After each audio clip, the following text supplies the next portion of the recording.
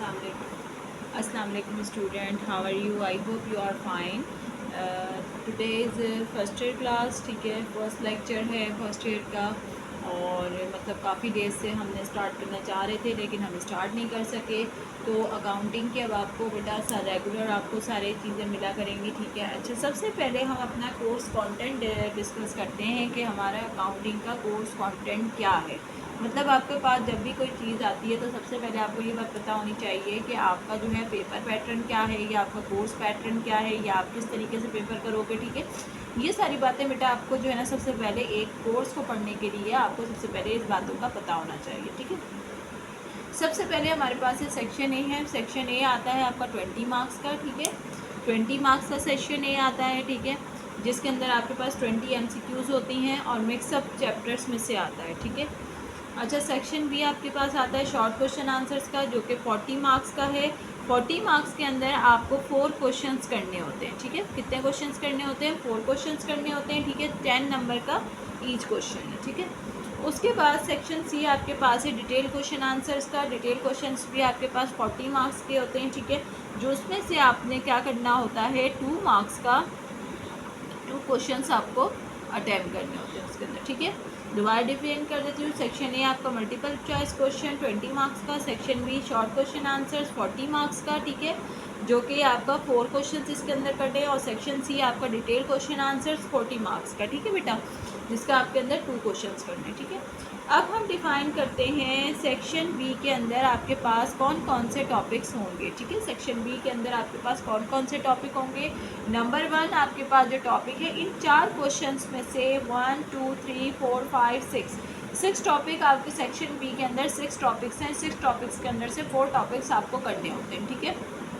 अब आपको मैं ये बता देती हूँ उस 6 टॉपिक्स में से आपके पास कौन से एवरी ईयर आते हैं और कौन से टॉपिक्स ऐसे हैं जो कि आपके पास नहीं आते, ठीक है।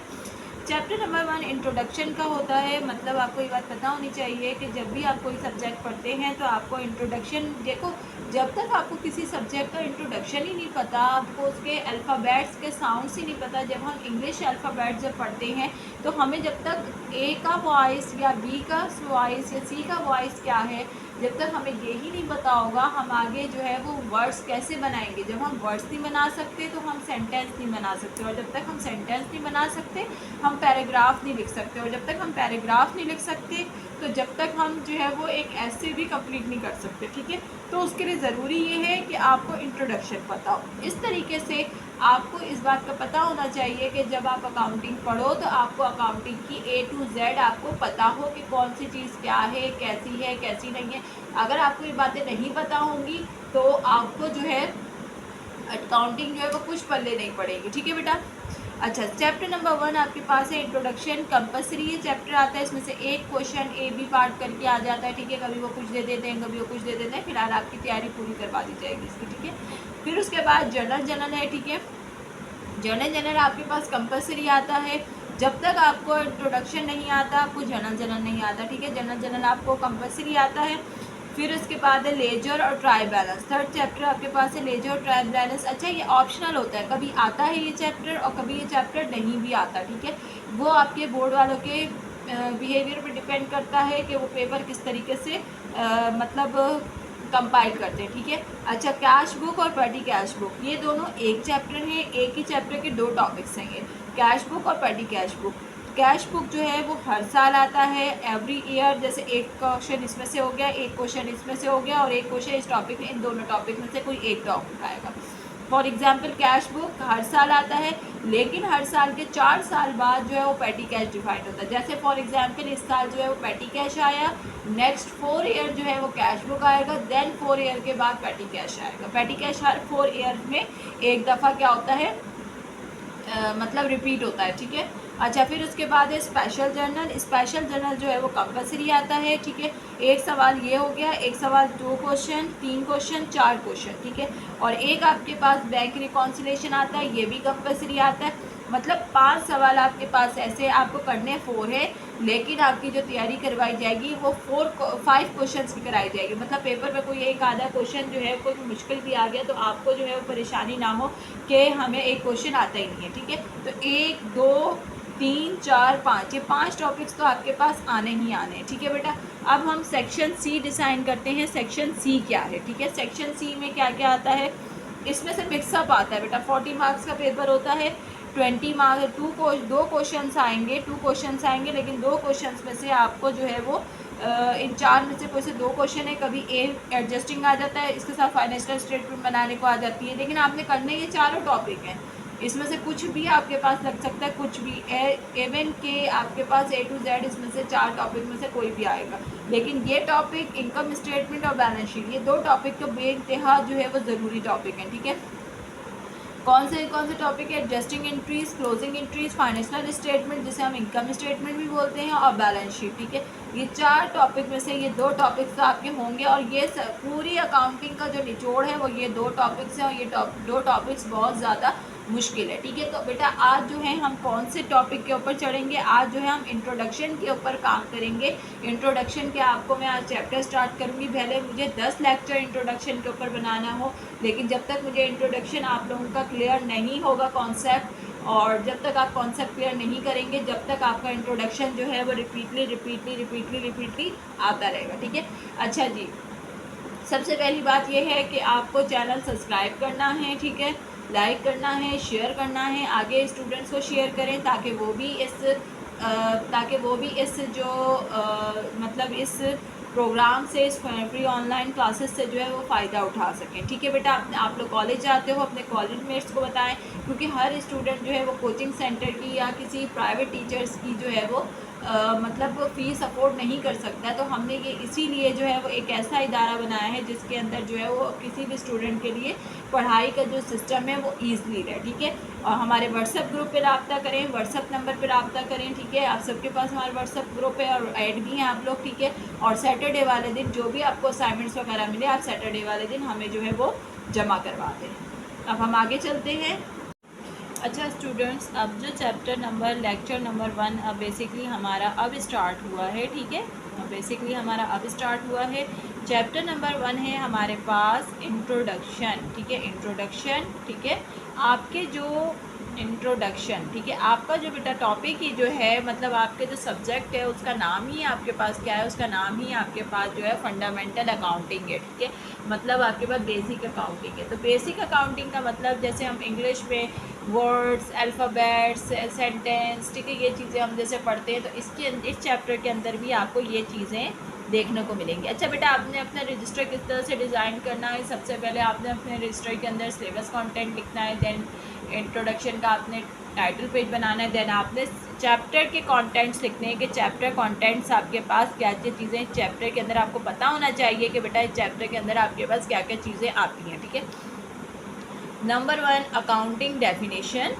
ठीक है, अकाउंटिंग की definition and nature of account. जिस तरीके से जिस तरीके से बेटा एक नेचर ऑफ अकाउंट्स, अकाउंटिंग की डेफिनेशन हो गई। नेचर ऑफ अकाउंट्स मतलब जैसे A to Z होती है, जैसे अल्फ़ाबेट्स होते हैं A to Z, जितने भी अल्फ़ाबेट हैं उनकी क्या क्या क्वालिटीज़ हैं, इसी तरीके से नेचर जो है ना वो क्या है? अकाउंटिंग की ABC है। ठीक है, तो आपको अगर ये समझ आता था है तो समझो आपको 50% आपको अकाउंटिंग जो है वो समझ में आ जाती है। ठीक है बेटा, उसके बाद है rules of debit and credit. ठीक है, ये आ गया।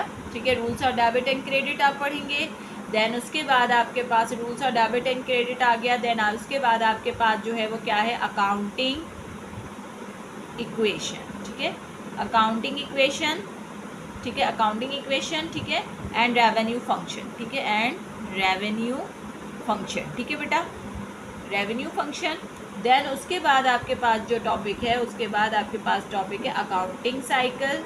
ठीक है, अकाउंटिंग साइकिल आपने सिर्फ जो है ना आपको समझा दी जाएगी, फिर उसके बाद आपने सिर्फ उसको रीड करना है। ठीक है, अच्छा आपके पास accounting and nature of accounts हो गया, rules of debit and credit हो गया, accounting equation and revenue function, increase and decrease accounts. ठीक है,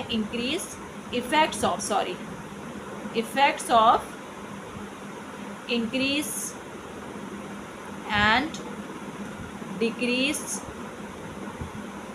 अकाउंट्स, ठीक है। मतलब अकाउंट्स के जो है वो इंक्रीज़ और डिक्रीज़ क्या इफेक्ट पड़ते हैं। फर्स्ट स्टार्ट करते हैं। अच्छा, ये लेक्चर जो है वो आपके पास 5 क्लासेस पे है। इंट्रोडक्शन आपके पास टोटल, इंट्रोडक्शन के आपके पास टोटल कितने लेक्चर्स आएंगे, जैसे आज लेक्चर नंबर 1 हो गया, lecture number 2, lecture number 3, lecture number 4, lecture number 5, ठीक है। अच्छा, ये 5 लेक्चर्स पे डिपेंड है आपका ये टॉपिक जो है 5 लेक्चर्स पे आएगा, ठीक है। नंबर 1, आज जैसे हम क्या पढ़ेंगे, आज हमने पढ़ना है accounting and nature of accounts. मतलब आज का ओवरबली है आपके पास, कोई ऐसा खास काम आपको नहीं मिलेगा। अकाउंटिंग की डेफिनेशन क्या है आज वो आपको समझा दी जाएगी, और नेचर ऑफ अकाउंट्स क्या है आज आपको वो समझा दिया जाएगा, ठीक है। तो देन नेक्स्ट टॉपिक आपके पास आएगा रूल्स और डेबिट एंड क्रेडिट, ठीक है। तो हम बेटा स्टार्ट करते हैं। अब ये आप टाइटल पेज इंट्रोडक्शन का बनाएंगे, देन उसके नीचे आपने सारे कंटेंट लिखने हैं। आपको पता होना चाहिए कि अकाउंटिंग के अंदर आपके पास क्या क्या चीज़ें आ रही हैं। तो हम अल्हम्दुलिल्लाह अब हम शुरू करते हैं। अल्लाह ताला का एहसान है, अब हम शुरू करते हैं आगे, ठीक है। तो इंशाअल्लाह ताला चलें अब आगे बढ़ते हैं, ठीक है बेटा। जी स्टूडेंट्स, अब हम अपने फर्स्ट टॉपिक पे लेक्चर नंबर 1 पे अब आ जाते हैं कि व्हाट इज़ अकाउंटिंग। अकाउंटिंग क्या है, अकाउंटिंग की डेफिनेशन क्या है। मेरे अकॉर्डिंग अकाउंटिंग की डेफिनेशन सिर्फ आपके पास दो सेंटेंसेस पे, या आप एक सेंटेंस कहें या आपके पास 2 सेंटेंसेस कहें, उस पर आपके पास अकाउंटिंग की डेफिनेशन है, ठीक है। अकाउंटिंग की बेसिकली डेफिनेशन आपके पास क्या है, it is the system of record business transaction in a classified manner. अब आप बोलेंगे मेरी हमें तो समझ ही नहीं आ रहा आप क्या बोल रही हैं, मतलब कुछ हमें समझ में नहीं आया, आप क्या बात कर रही हैं, क्या बात नहीं कर रही हैं, ठीक है। तो मैं इसको आपको अच्छी तरीके से वर्ड टू वर्ड डिफाइन कर देती हूँ, ठीक है। It is the system, system का क्या मतलब है, वे ऑफ वर्किंग, एक ऐसा काम करने का तरीका, वे ऑफ वर्किंग तरीका, काम करने का तरीका, ऑफ रिकॉर्ड बिजनेस, रिकॉर्ड मतलब होता है इंफॉर्मेशन, इंफॉर्मेशन मतलब मालूमात को जमा करना, ठीक है। एक it is a system of record, एक ऐसा सिस्टम, एक ऐसा काम करने का तरीका जिसके अंदर हम रिकॉर्ड करते हैं, मतलब मालूमात जमा करते हैं। बिजनेस ट्रांजेक्शन, बिजनेस ट्रांजेक्शन, अब आप बोलोगे मिस ट्रांजेक्शन क्या होती है, बेटा ट्रांजेक्शन क्या होती है। ट्रांजेक्शन हमारे पास होती है जिस तरह इंग्लिश में हम सेंटेंस बोलते हैं एक, कि आज मैंने एक फर्नीचर परचेज़ किया, ठीक है। तो अकाउंटिंग की लैंग्वेज के अंदर ट्रांजैक्शन का मतलब होता है, अकाउंटिंग की लैंग्वेज के अंदर ट्रांजैक्शन का मतलब होता है सेंटेंस, ठीक है। आप सेंटेंस बोलो, ट्रांजैक्शन बोलो, लेकिन अकाउंटिंग की लैंग्वेज देखो बेटा हर लैंग्वेज अलग होती है। इसी तरीके से अकाउंटिंग की लैंग्वेज के अंदर ट्रांजैक्शन जो है वो बोलते हैं हम लोग, ट्रांजैक्शन किसको बोलते हैं, ट्रांजैक्शन हम बोलते हैं सेंटेंस को, ठीक है। और ट्रांजैक्शन सब आपके पास कितनी तरीके की होती है, 2 तरीके की होती हैं। एक ट्रांजैक्शन होती है पर्सनल और एक ट्रांजैक्शन होती है बिजनेस। एक देखो, एक सेंटेंसेस होते हैं जो हम अपने पर्सनली बात करते हैं। फॉर एग्जांपल मैं बोलूँ मैंने आज अपने लिए एक मोबाइल फ़ोन परचेज़ किया, ठीक है। अब मैं इसी को बिज़नेस वे में अगर ट्रांजैक्शन बोलूँ तो मैं कहूँ कि आज मैंने अपने बिज़नेस के लिए, अपने ऑफिस के लिए एक मोबाइल परचेज़ किया। तो जो देखो अकाउंटिंग के अंदर सिर्फ़ और सिर्फ बात किसकी होती है, अकाउंटिंग के अंदर सिर्फ़ और सिर्फ जो बात होती है बेटा वो सिर्फ़ और सिर्फ जो है वो बिज़नेस की बात होती है, नॉट एट ए पर्सनल कोई बात आपसे नहीं होती है, ठीक है बेटा। It is the system of record business transaction in a classified manner, ये एक ऐसा तरीक़ेकार है जिसके अंदर आपकी बिज़नेस की ट्रांजेक्शन को क्या किया जाता है, ट्रांजेक्शन को, सेंटेंसेस को रिकॉर्ड किया जाता है। और कौन सी ट्रांजेक्शन्स को रिकॉर्ड किया जाता है, बिजनेस ट्रांजेक्शन को, जो आपके ऑफिस से, आपके बिजनेस से रिलेट करती है, ठीक है। In a classified manner, classified का मैनर का क्या मतलब है, all information are recorded with respect to them nature, मतलब तमाम इंफॉर्मेशन को जो है रिकॉर्ड करना, किसके अंदर रिकॉर्ड करेंगे, उसके नेचर के हिसाब से। नेचर मतलब उसके जो लॉस हैं और जो उसके जो भी उसकी चीज़ें हैं उसके हिसाब से नेचर के अंदर आपको, उसके अकाउंट के अंदर आपको ऐड करना होगा, ठीक है। आगे आपको नेचर्स अभी पढ़ाएंगे, नेचर्स क्या होता है, दोबारा से डेफिनेशन पढ़ते हैं। देखो कोई भी सब्जेक्ट पढ़ने से पहले आपको उसकी डेफिनेशन के बारे में पता होना चाहिए कि वो डेफिनेशन आपके लिए क्या है, मतलब क्या डेफिनेशन आपको पूछेंगे, ठीक है। तो अकाउंटिंग की डेफिनेशन क्या है, it is the system of record transaction, एक ऐसा काम करने का तरीक़ेकार जिसके अंदर मालूमात को जमा किया जाता है। बिजनेस के ट्रांजेक्शन मतलब सेंटेंसेस होते हैं। कौन सी ट्रांजेक्शन्स होती हैं, बिजनेस ट्रांजेक्शन होती है। How many types of transactions are there, there are 2 types of transaction. कौन कौन सी, एक बिजनेस ट्रांजेक्शन और एक मतलब एक आपकी पर्सनल ट्रांजेक्शन, ठीक है, इन आ क्लासिफाइड मैनर, उसको क्लासिफाइड मैनर्स के अकॉर्डिंग, उसको उसके नेचर के अकॉर्डिंग उसको जो है उसी फॉर्म के अंदर आपने क्या करना होता है, ऐड करना होता है, ठीक है बेटा। अच्छा बेटा, अब हम आगे चलते हैं। अब हमने आगे क्या पढ़ना है, नेचर ऑफ अकाउंट्स। मतलब नेचर ऑफ अकाउंट्स कहते हैं, देखो जिस तरह A to Z आपके पास अल्फ़ाबेट्स है, उर्दू में आपके पास अलिफ से लेकर ये तक है, ठीक है, आपको सब चीज़ों के साउंड्स वगैरह सब चीज़ें आपको पता होती हैं। इसी तरह से अकाउंटिंग के अंदर जो है वो आपके पास इसको जस्टिफाई करने के लिए 5 टाइप्स हैं, ठीक है। How many natures of account, there are 5 natures of account. 5 तरह के आपके पास नेचर्स हैं अकाउंट के, ठीक है। कौन कौन से, asset, expense, liability, owner, equity और कैपिटल, रेवेन्यू और इनकम, ठीक है। आप इन नेचर्स को देखते हुए इनके जो अकाउंट्स हैं, जो आपके रिलेटेड अकाउंट्स हैं, आप उसके अंदर पुट करते जाओगे, ठीक है। जिस तरीके से एक मेडिकल स्टोर है, मेडिकल स्टोर वाले का आपके पास हर चीज़ का, हर मेडिसिन का एक जो है वो एक बॉक्स होता है, ठीक है, मतलब इस तरह से पूरा एक शेल्फ बना होता है, ठीक है, और उसने हर शेल्फ के अंदर एक एक चीज़ रखी हुई होती है, ठीक है, तो वो उसी शेल्फ से निकाल के आपको देगा। तो आप समझो अकाउंटिंग भी एक ऐसा ही शेल्फ है जिसके अंदर 5 आपके पास 5 शेल्फ बने हुए हैं और जो जो अकाउंट आपके पास होता है, जब आप वो पढ़ लेते हो, आप इन 5 मतलब अकाउंट्स के अंदर उसको पुट करते जाते हो। तो नेचर्स कितने हैं आपके पास, asset, expense, liability, owner, equity, revenue और इनकम। चले हम आगे चलते हैं। हम लोग सबसे पहले हम एसेट्स को डिफाइन करेंगे, व्हाट इज एसेट्स, ठीक है। तो आगे हम चलते हैं।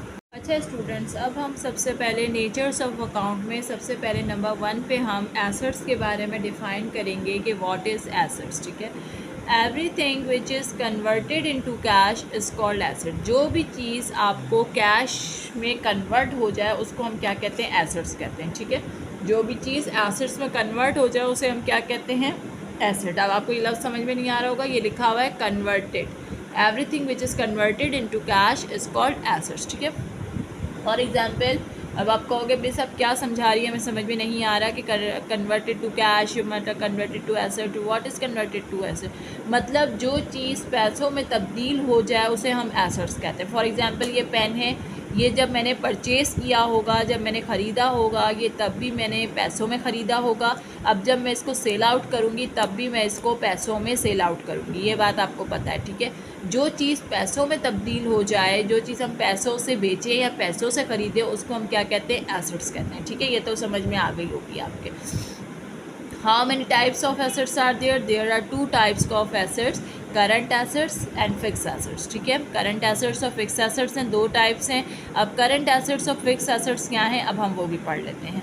करंट एसेट्स वो एसेट्स हैं जो अकाउंटिंग पीरियड के दौरान अकाउंटिंग पीरियड के बिटवीन अपनी वैल्यूज़ को क्या करते हैं, चेंज करते हैं। चेंज से मुराद क्या है कि फॉर एग्ज़ाम्पल अकाउंटिंग पीरियड आप कहेंगे, हर कंपनी का एक अकाउंटिंग पीरियड होता है। फॉर एग्ज़ाम्पल जनवरी से दिसंबर, जैसे कोई कंपनी जनवरी से दिसंबर रखती है, कोई कंपनी जनवरी से लेकर जुलाई तक रखती है, कोई कंपनी 3 महीने का अकाउंटिंग पीरियड रखी है, कोई कंपनी मतलब जिस अकाउंटिंग पीरियड में उसका साल जो है ना या महीना जो है ख़त्म होता है उसे हम अकाउंटिंग पीरियड कहते हैं, ठीक है। अकाउंटिंग पीरियड बेसिकली क्या है, जिसमें हम अकाउंटिंग पीरियड एंड होने के बाद हम क्या करते हैं, जो भी चीज़ें होती है उसको हम लोग प्लस माइनस प्रॉफिट जो भी होता है उसको हम निकालते हैं, ठीक है। अच्छा जी, करंट एसेट्स क्या होते हैं, जो हमारे अकाउंटिंग पीरियड के दौरान जिनकी वैल्यूज़ चेंज हो जाती हैं, जिनकी प्राइस चेंज हो जाती है, तो उसे हम कहते हैं करंट एसेट। फॉर एग्जांपल, ये पेन जो है वो करंट एसेट है। किस तरीके से, आज मैंने ख़रीदा, जैसे फॉर एग्ज़ाम्पल मैंने ये 5 रुपये का ख़रीदा, ये 10 रुपये का ख़रीदा, अब तो 20 रुपये का पेन आता है, 20 रुपये का मैंने ये पेन ख़रीदा, ठीक है। अब मैं अगर 2-3 दिन बाद ख़रीदने जाऊंगी तो हो सकता है इसके पैसे क्या हों, बढ़ जाए, ठीक है। तो अकाउंटिंग पीरियड के दौरान जिसके पैसे तब्दील हो जाएं उसे हम क्या कहते हैं, करंट एसेट। फॉर एग्ज़ाम्पल, जैसे डॉलर है हमारे पास, डॉलर की जो प्राइस है वो हर दिन बढ़ती भी है और कम भी होती है, ठीक है। तो इसलिए वो जो है वो हमारा जो कैश है वो हमारा क्या है, करंट एसेट्स है। कैश इन बैंक है वो भी करंट एसेट्स है। क्यों, क्योंकि उनकी प्राइस रोज़ाना बढ़ती रहती है, कम होती रहती है, ठीक है। अभी एग्जांपल से मैं बता दूँगी। फिक्स एसेट्स क्या है, फिक्स एसेट्स वो एसेट्स हैं जिनकी अकाउंटिंग पीरियड के दौरान जिनकी वैल्यूज़ कांस्टेंट रहती है, मतलब एक ही रहती है, तब्दील नहीं होती है, ठीक है।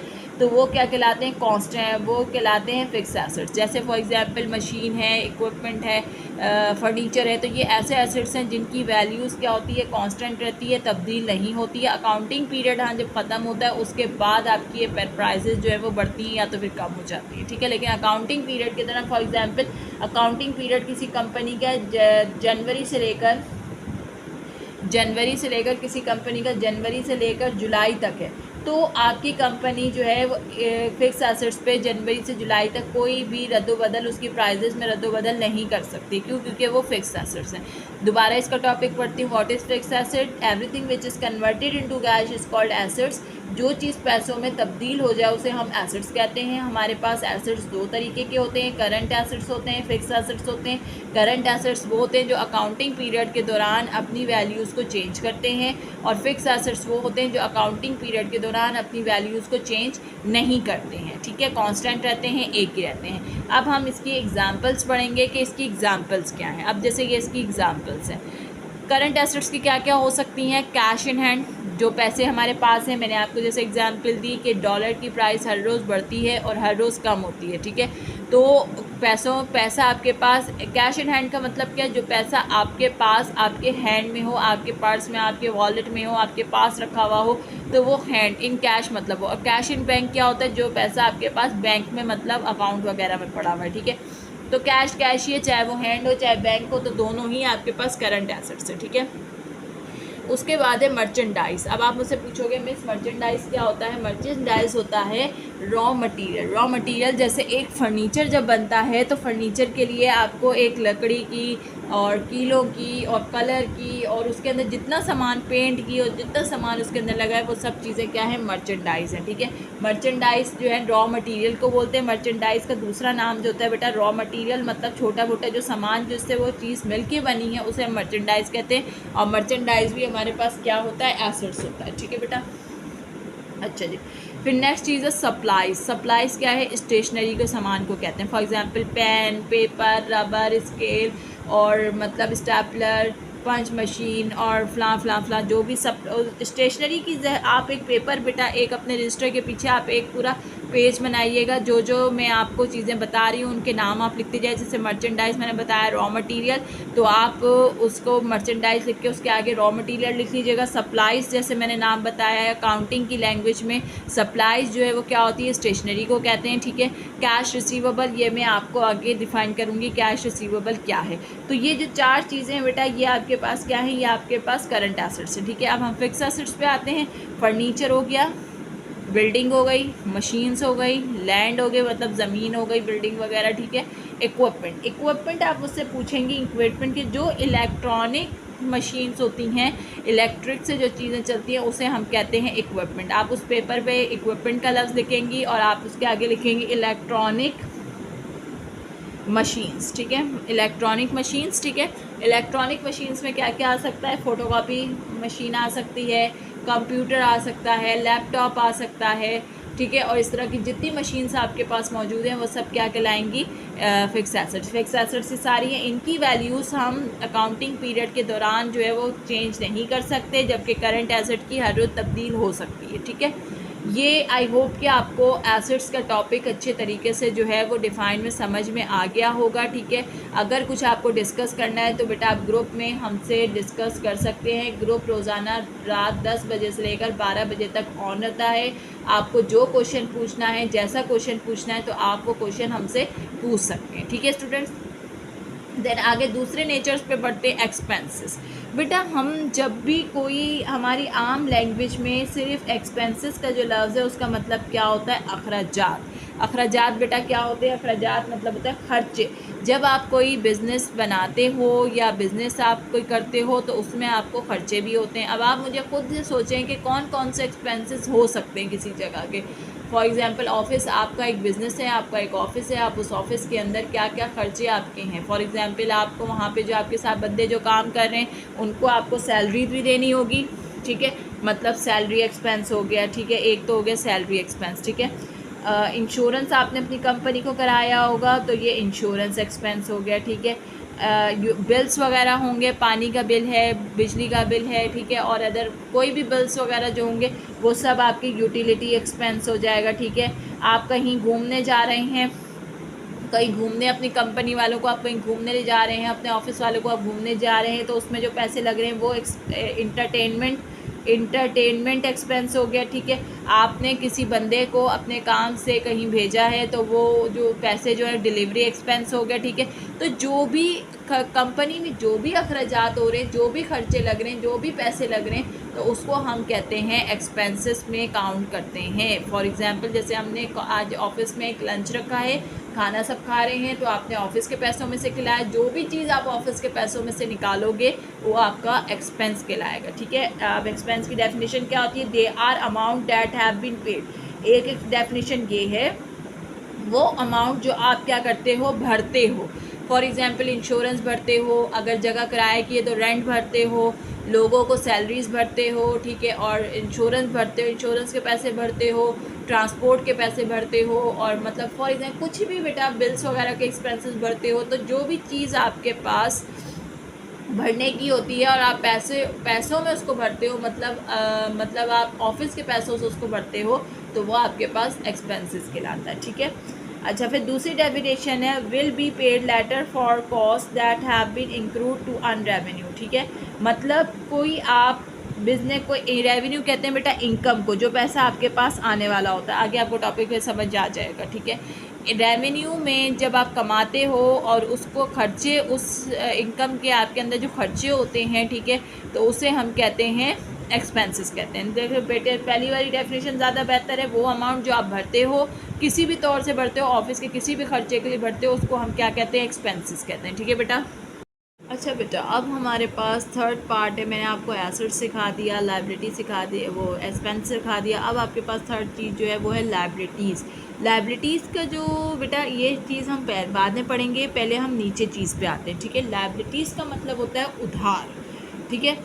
उधार मतलब आप किसी से पैसे वगैरह लेते हो, उसको हम उधार कहते हैं। अब उधार भी आपके पास दो तरीके के होते हैं। एक होता है जो उधार आप किसी से लेते हो या किसी को उधार देते हो, ठीक है। अब जैसे क्रेडिट का मतलब क्या है? क्रेडिट का मतलब होता है उधार। अब दो तरीके के उधार होते हैं, या तो आप किसी से उधार लेते हो या तो आप किसी को उधार देते हो, ठीक है। जो उधार आप किसी को देते हैं, ठीक है, जो पैसे आप किसी को देते हैं उसको हम कहते हैं रिसीवेबल। क्या कहते हैं उसको? रिसीवेबल। ये आप अपने पास लिख लीजिएगा।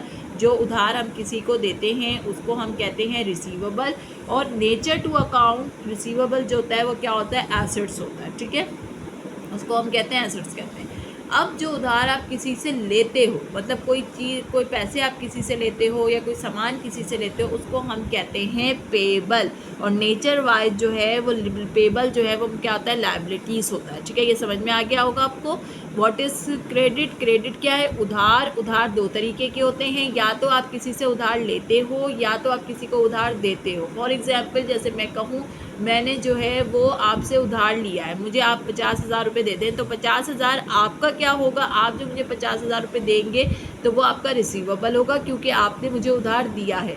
और जो उधार मैंने जो 50,000 लिए हैं वो क्या होगा? मेरा उधार होगा, वो पेबल होगा, मतलब मेरे ऊपर वो उधार होगा, ठीक है, और वो पेबल होगा, ठीक है।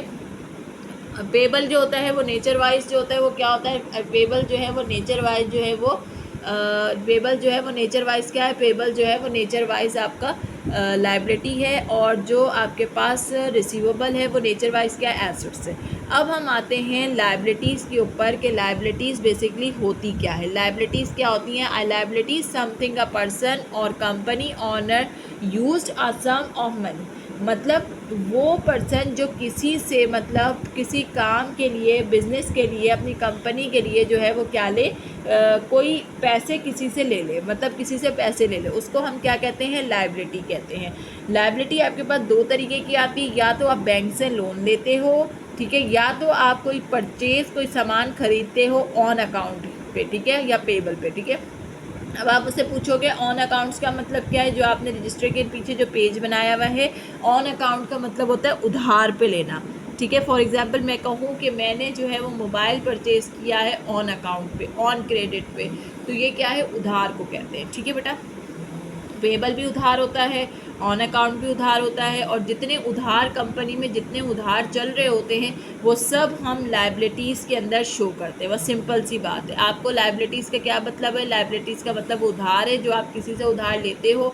उधार या तो बैंक लोन की सूरत में होता है, या आप किसी से जो पैसे लेते हो उसकी सूरत में होता है, या तो आपने कोई चीज़ खरीदी है उधार के ऊपर तो उस पर होता है। ठीक है बेटा, लायबिलिटीज़ का बस इतना ही टॉपिक है। सही है। अब हम आगे चलते हैं ऑनर इक्विटी पे। What is honour equity? ठीक है, अब what is honour equity? Honour equity क्या चीज़ है? ठीक है, वेट अ सेकंड। अब हम ऑनर इक्विटी पढ़ते हैं। ऑनर इक्विटी देख, ऑनर इक्विटी का दूसरा जो नाम हमने दिया है वो दिया है कैपिटल।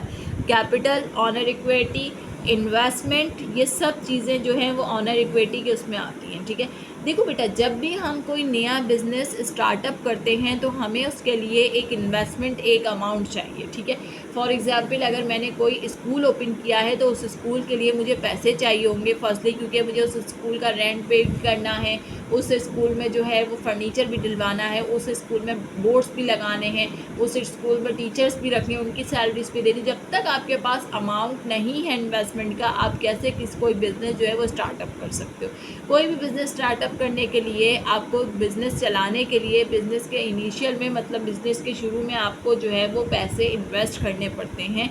ऑनर इक्विटी का दूसरा नाम जो है वो कैपिटल है। ठीक है, owner's equity essentially the owner rise to the assets of the business, मतलब ऑनर को एसेट्स इन्वेस्ट करने पड़ते हैं। फॉर एग्जांपल कैश की सूरत में, फॉर एग्जांपल मशीन्स की सूरत में, फॉर एग्जांपल मतलब फर्नीचर की सूरत में, कुछ भी चीज़ आप जो भी एसेट्स आप लगा रहे हो बिज़नेस के अंदर, वो सब कुछ क्या है? कैपिटल ऑनर इक्विटी के अंदर है। ठीक है, ये जैसे ये एक बंदा ए है, एक बंदा बी है, एक बंदा सी है। इन तीनों ने जो है बिज़नेस स्टार्टअप करने के बारे में सोचा है। ए ने कहा है कि मैं 3 लाख रुपए दूंगा, बी ने कहा है मैं 1 लाख रुपए दूंगा, सी ने कहा है मैं 5 लाख रुपए दूंगा। ठीक है, 3 लाख, 1 लाख, 4 लाख, 4 लाख, 5 लाख, 9 लाख। 9 लाख आपका टोटल जो कैपिटल है आपके बिजनेस के अंदर जो है वो कितने पैसे आए हैं? 9 लाख। ये जो 9 लाख रुपए हैं किस में जाएंगे? ऑनर इक्विटी में जाएंगे। ठीक है, मैं दोबारा बता रही हूँ, इन्वेस्टमेंट जो होता है कोई भी मतलब बिजनेस स्टार्ट करने के लिए आपको इन्वेस्टमेंट की ज़रूरत होती है। और इन्वेस्टमेंट आपका कोई भी तरीके का इन्वेस्टमेंट होता है, जो भी एसेट्स आप इन्वेस्ट कर रहे हो, कोई भी एसेट्स आप इन्वेस्ट कर सकते हो। फॉर एग्जांपल कैश कर सकते हो, मतलब ट्रक कर सकते हो, गाड़ी कर सकते हो, फर्नीचर कर सकते हो। आपको मैंने समझा दिया एसेट्स क्या होता है, मुझे बार बार समझाने की ज़रूरत नहीं है। ठीक है, आपको समझ आ गया होगा। ठीक है, अब नेक्स्ट टॉपिक है आपके पास रेवेन्यू और इनकम। रेवेन्यू और इनकम क्या? इनकम मतलब आपके पास पैसा आना। ठीक है, फॉर एग्जाम्पल आप किसी को सर्विस दे रहे हो। ठीक है, मैं आपको पढ़ा रही हूँ, ठीक है, मैं किसी को पढ़ाऊँगी, मैं उसको सर्विस दूँगी। अब सर्विस के बदले मुझे क्या मिलेगा? मतलब मैं पैसे कमाऊँगी। फॉर एग्जाम्पल आप ब्यूटी पार्लर जाते हो तो आपको ब्यूटी पार्लर वाली क्या करती है? आपको सर्विस देती है, आपको मतलब फेशियल करवाते हैं आपके, मतलब आपको जो है वो आपका काम करके दे रही है। सर्विस मीन्स आपका काम करके दे रही है।